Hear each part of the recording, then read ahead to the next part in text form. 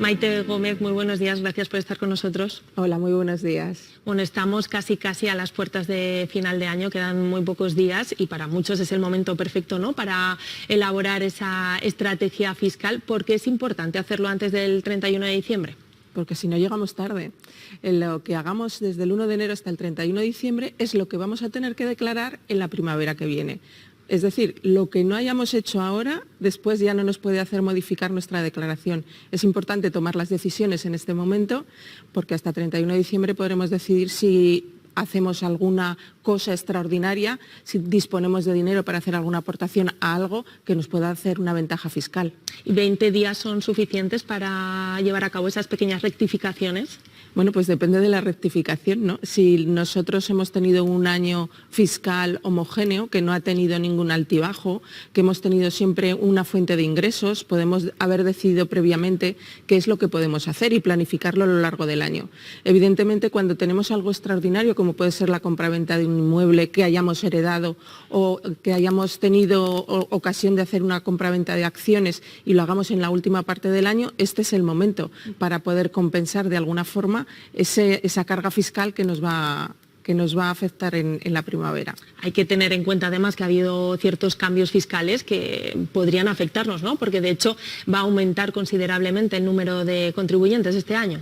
Bueno, pues este año vamos a tener que hacer la declaración muchas más personas de las que antes pensábamos que teníamos que cumplir con Hacienda.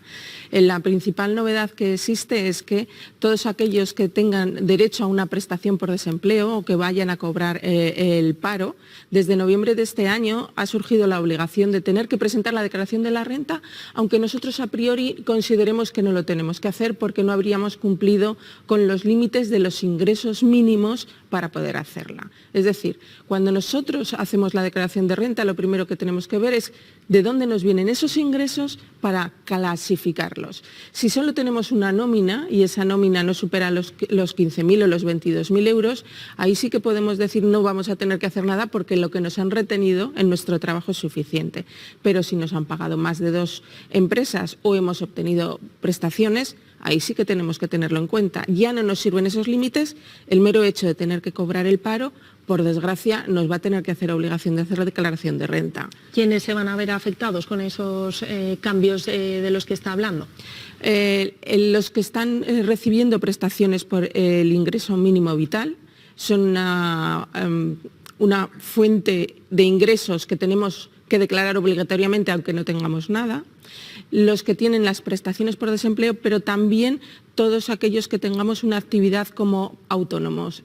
Todos aquellos que tengan una actividad económica van a tener que presentar la declaración aunque trabajen 10 días al año. Es decir, yo me doy de alta durante 10 días porque voy a hacer una actividad concreta. Antes podías decir, bueno, como no he tenido ingresos suficientes, si no lo declaro no pasa nada, pero ahora inevitablemente tenemos que hacer esa declaración porque esa declaración va a influir en nuestras cotizaciones para la Seguridad Social. Lo que es cierto es que las administraciones cada vez están más interrelacionadas y condicionan los beneficios que nos otorgan. Depende de si hemos cumplido con todas o no. Vamos ya con esos consejos, ¿no?, fiscales, legales, para reducir la carga. ¿De qué manera puede ayudarnos, por ejemplo, las aportaciones a un plan de pensiones o similar? Bueno, el plan de pensiones continúa siendo, a pesar de todas las noticias que nos puedan llegar a nosotros en los despachos, nos dicen muchas veces los ciudadanos, no es que el plan de pensiones ya no deduce, eso es un error. Deduce, pero deduce en una cantidad inferior a años anteriores. Pero sí que hay una diferencia este año y es que si nuestra empresa está cotizando un plan de pensiones especial para nosotros, podemos contribuir a ese plan de pensiones y aumentarán los límites. Si yo tengo un plan de pensiones yo solo, mi límite son 1.500 euros. Si además aporto al plan de pensiones que tiene la empresa para beneficiar a los trabajadores, aumentan en 8.500. Los autónomos, en cambio, solo tienen el límite de 4.250, pero pueden jugar con esas cantidades. Es muy importante planificarlo, porque hay veces que aportamos al plan de pensiones y no nos podemos deducir por él. ¿Por qué? Porque a lo mejor no tenemos que pagar impuestos y hemos hecho la aportación o nos hemos excedido. Entonces hay que tener en cuenta que solo podemos retrasar a años posteriores ese exceso de aportación que no hemos podido deducirnos. Bueno, pues eso es lo que tienen que tener en cuenta, ¿no? En un plan de pensiones, ¿qué deben revisar, por ejemplo, aquellas personas que tengan una hipoteca o una vivienda en alquiler? Bueno, si tú tienes una hipoteca, tienes que ver realmente si tienes derecho a esa deducción del 15% en las amortizaciones, ¿no? Si tu hipoteca es anterior al año 2013, hay una disposición transitoria en la normativa que nos permite continuar con esa deducción de las hipotecas. Si yo tengo poca hipoteca ya y puedo aprovechar esa ventaja fiscal en este año o puedo dividirla entre este año y el año que viene. Es un estudio que normalmente hacemos los gestores en nuestros despachos, ¿no? Ahí sí que tenemos que tener en cuenta si la hipoteca está destinada al alquiler de una vivienda, pues también lo tenemos que tener como un gasto, es decir, vamos a aprovechar todos los gastos que podamos hacer en esas viviendas que tenemos alquiladas para poder reducir los beneficios a declarar.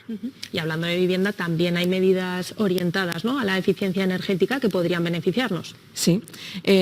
Terminan este año, hay que tenerlo muy en cuenta. Hay unas medidas que nos permiten una deducción de entre el 20, el 40 y el 60%.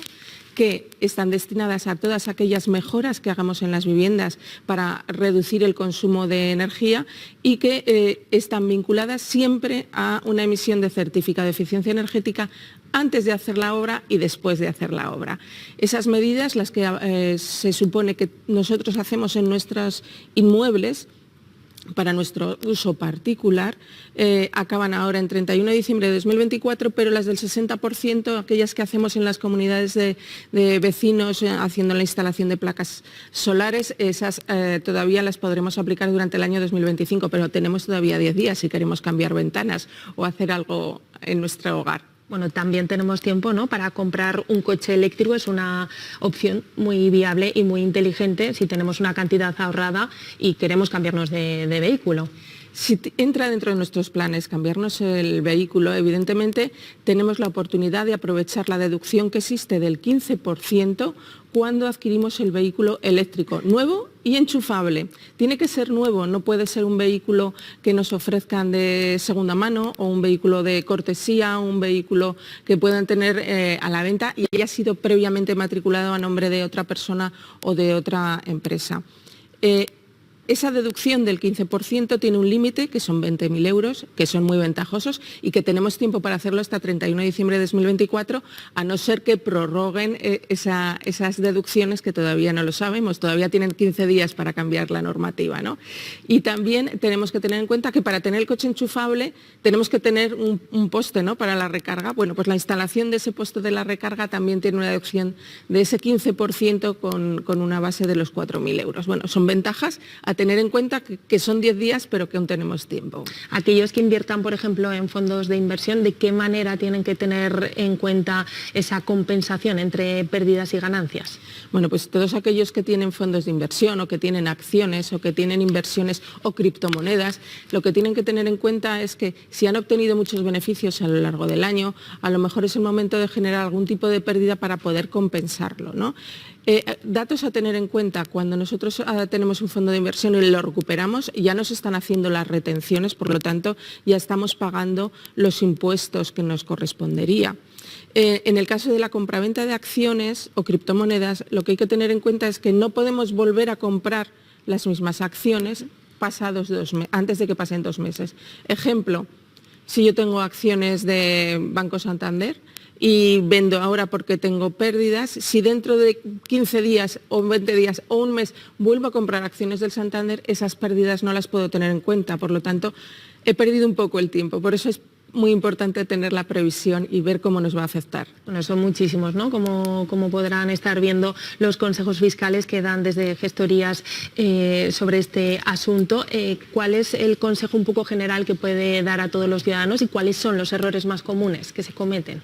Bueno, el principal consejo es que nadie presuponga que no tiene obligación de hacer declaración, que es muy importante comprobarlo, que es preferible presentarla en plazo, porque si luego posteriormente vamos a solicitar algún tipo de prestación y esa prestación está condicionada a presentar la declaración y no lo hemos hecho, vamos a tener un perjuicio económico, porque presentar fuera de plazo tiene consecuencias económicas y si además nos sale a pagar tenemos que pagar intereses, ¿no? Entonces eso es muy importante, comprobar siempre la obligación y que no solo depende de las rentas del trabajo, sino de todos los ingresos que podamos haber generado en el año.